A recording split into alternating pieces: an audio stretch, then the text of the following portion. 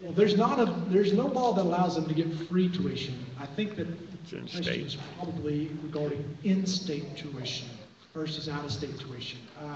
The bill is filed.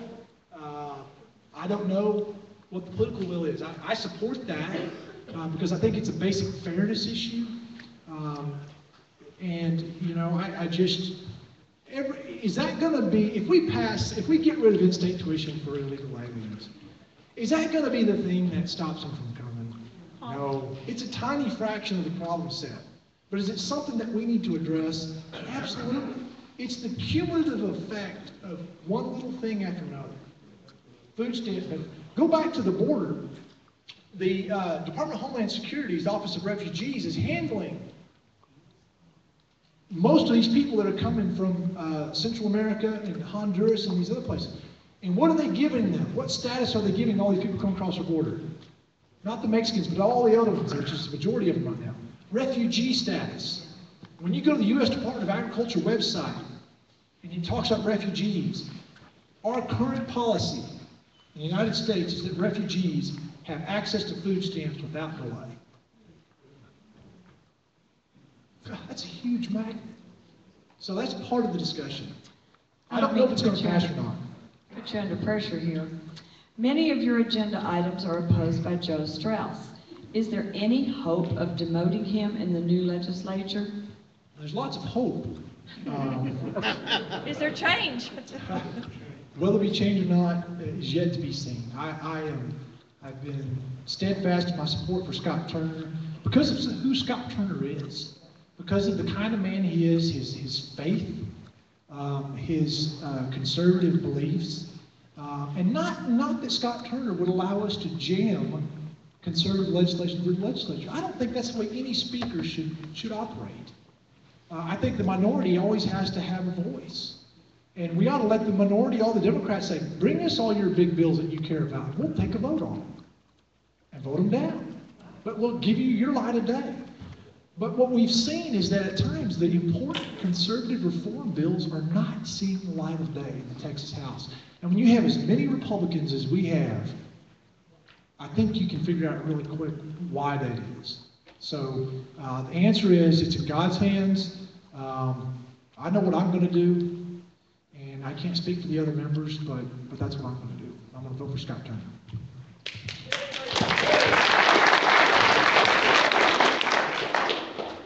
For local elections concerning taxes, will a minimum voter participation be required, i.e. to prevent the tail from wagging the dog?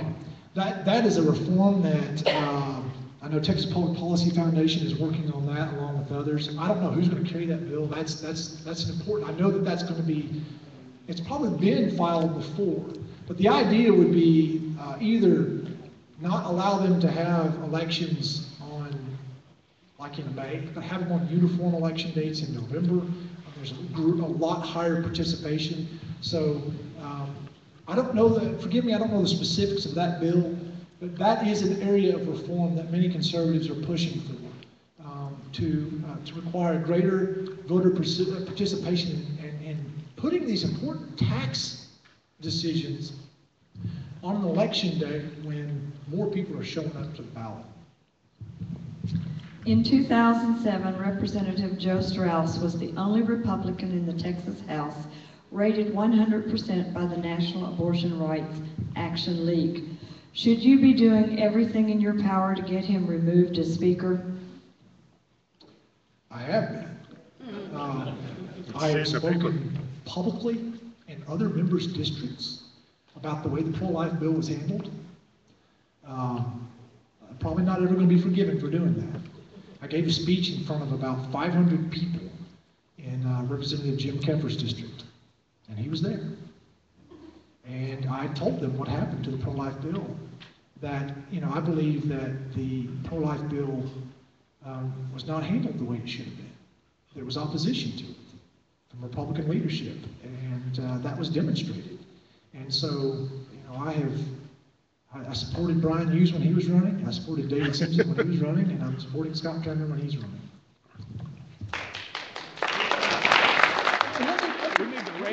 We need to raise hell, though. some people really struggle with this decision. But I find it freeing to say my piece on that and to just lay it out there and just talk about it and just tell people why I'm making that decision, because then I don't feel muted. I think some people who have supported the speaker don't support his policies and would otherwise be vocal about those policies. But once you join the team, you kind of have to button your lips a little bit sometimes. And I got a big mouth and I don't want to. I'll speak. What are the chances of downsizing and reining in the Texas Department of Transportation? The downsizing, I think it's, I've watched this over the years, how much of it you privatize, turning it over. You look at the Florida model, what's happening in Florida. Florida has privatized a significant portion of the Department of Transportation operation. I don't know what the chances are. They're not up for sunset review this time, and so I would say this time, the chances aren't good. That usually happens in a year when TxDOT is up for sunset review, and so I doubt it happens this time. Although we have a chance to make some reforms, but I don't know that there'll be significant movement this time. When are they up for sunset review again? I don't know the answer to that. There's a cycle. Every agency has a future. It's a schedule. We could look it up. Will you support HB 195 for constitutional carry? I haven't seen the bill. I support the principle of constitutional carry. When people talk about constitutional carry, they have, I think they have different understanding of it. Am I going to tell Tyler Independent School District that they can't prohibit a teacher from taking a gun into the classroom who has no training? I'm not going to tell TISD that, okay? So when you say constitutional carry, does that mean that anybody can carry a gun anywhere at any time just because you're a citizen? No, I don't think that's what we're talking about.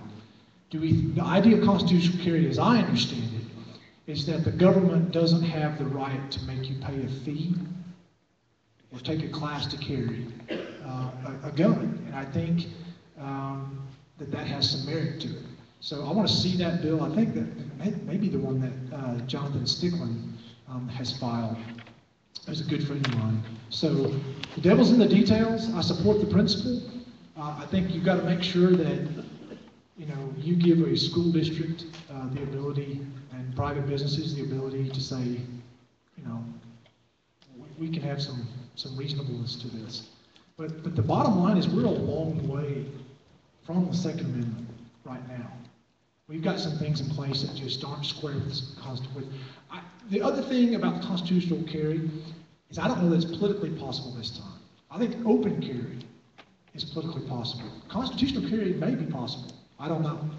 But we got some challenges in House leadership, I think, on that issue. How likely is it that Scott Turner will be elected Speaker? I don't know. I don't know. I think it's an uphill battle.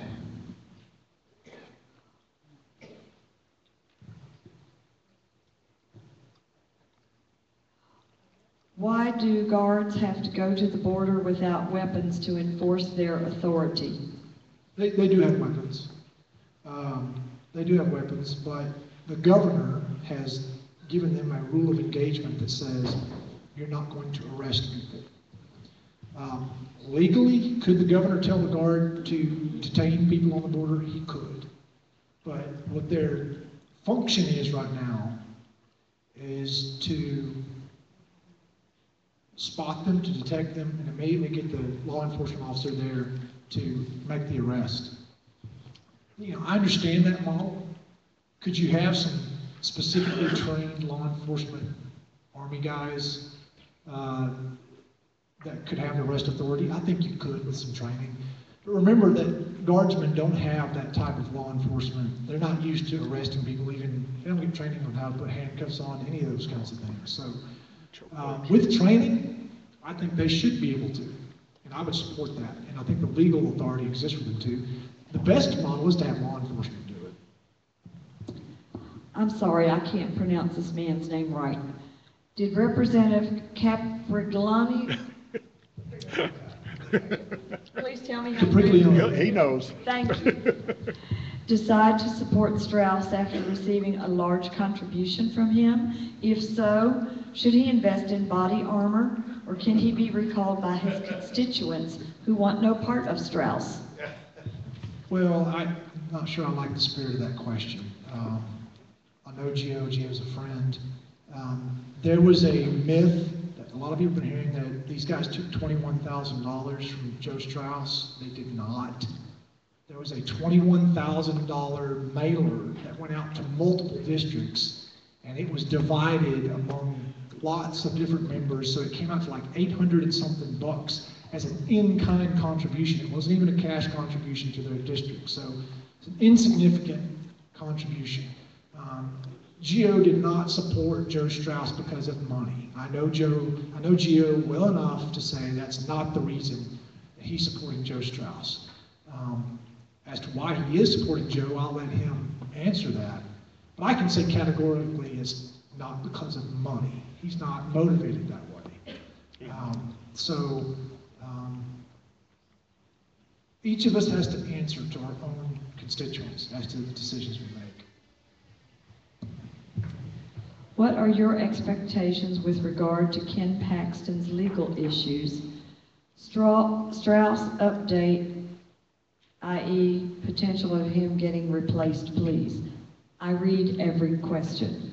Ken Paxton, I believe his legal issues are insignificant. They involved an expired registration. He can speak to them more than I can. I have looked into it for my own self, and I think it's insignificant. I think that the district attorney where he lives has looked into it and said there's nothing here. I think what you have the potential for is a Travis County district attorney cooking something up. And we've seen that with Tom DeLay. Do you know that Tom DeLay was exonerated? Yes. Yeah, you'd never know. And I think that Governor Perry is going to be exonerated completely. You'll never know. And so, you know, I love Ken Paxton. He is a man of integrity, and I fully believe he's never committed a crime. And I believe I think this is all much ado about nothing. Do you still oppose spending local property taxes to pay for toll roads? Yes.